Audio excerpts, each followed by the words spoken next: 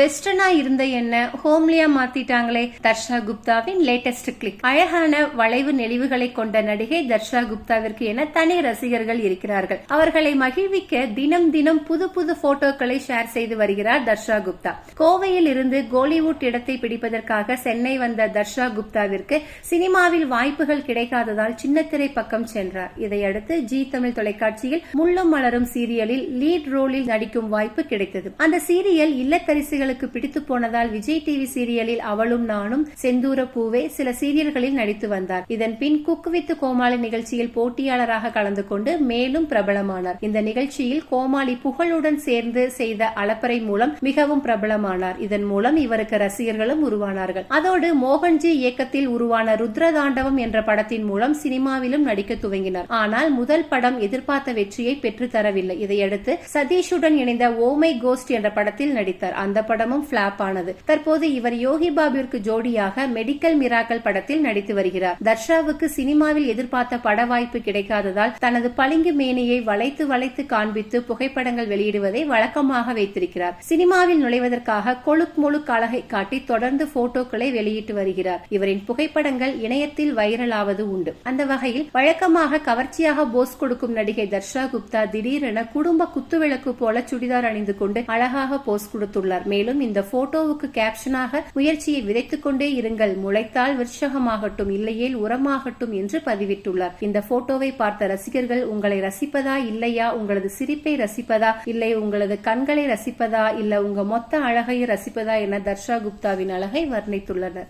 எங்களுடைய நிகழ்ச்சிகள் உங்களுக்கு பிடிச்சிருந்தா உடனுக்குடன் கண்டு மகிழ எங்களது வி தமிழ் சினிமா சேனலை சப்ஸ்கிரைப் செய்து அருகில் இருக்கக்கூடிய பெல் பட்டனை அழுத்தவும். எங்களுடைய நிகழ்ச்சிகள் உங்களுக்கு மிகவும் பிடிச்சிருந்தா உங்களுடைய நண்பர்களுக்கு ஷேர் செய்யவும்.